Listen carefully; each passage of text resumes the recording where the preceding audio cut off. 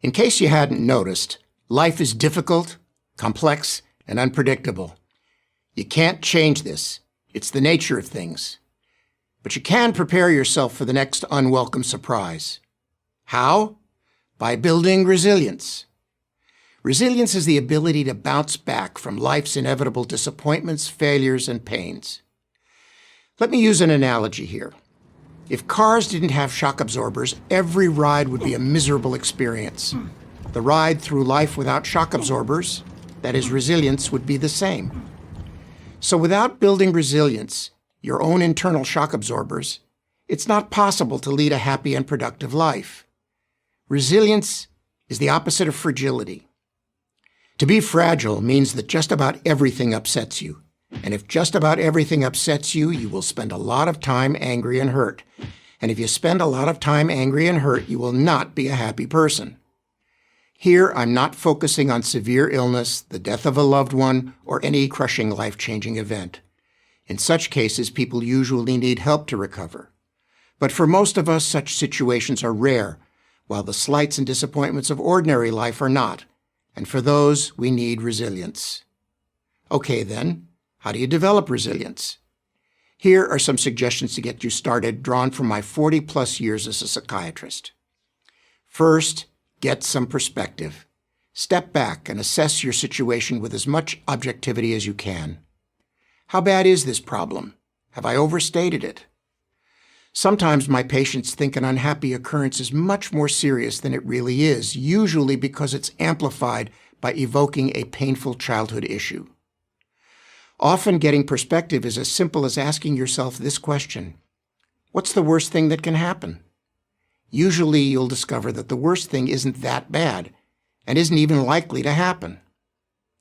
Second, compare the undeserved bad things that have happened to you with the unearned good things that have happened to you. When I ask my patients to do this, they invariably conclude that the unearned good in their life far outweighs the undeserved bad. I'd say the ratio is at least 10 to 1. In my own case, I didn't earn the incredibly good fortune of my grandparents moving to America, or that life-saving penicillin was available to me in my childhood when I was sick. I could go on, and so could you. In light of this, maybe things aren't so bad after all. In fact, they're probably pretty good. Third, toughen up. Life hits you from all directions: health, personal relationships, work challenges, family issues. To deal with them, you need to build up your mental toughness. The earlier in life one starts this process, the better. That's why parents who coddle their children and protect them from every hurt and failure are not doing them any favors. Nor are colleges that provide students with so-called safe spaces. To toughen up, you need to push yourself. How do you know what you're capable of if you don't do that? I was a sickly child. I saw myself as physically fragile. But the grueling hours in medical school and treating patients with serious illnesses during my residency showed me I was much tougher than I thought. You, too, probably have more strength than you realize. Find out. Finding that strength will give you resilience. Fourth, be the architect of your own fate. Although there are many times in life when we can't control circumstances, there are very few times when we can't control how we react to them.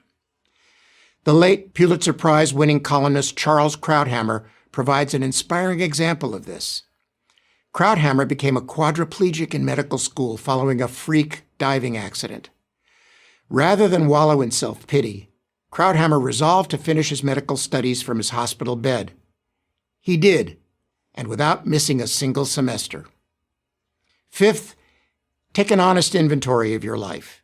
Make a real effort to discover how you have contributed to your own misery. In other words, how many of your life's speed bumps have you created? This will help you see that the ability to change your life lies as much within you as in external circumstances. You can then avoid those behaviors that expose you to failure or difficulty. Focus on your power, not your helplessness. And the greatest power anyone has is the capacity to change. You can certainly experience happy moments without resilience, but to lead a happy life, it's essential. I'm Dr. Stephen Marmer, psychiatrist, UCLA Medical School for Prager University.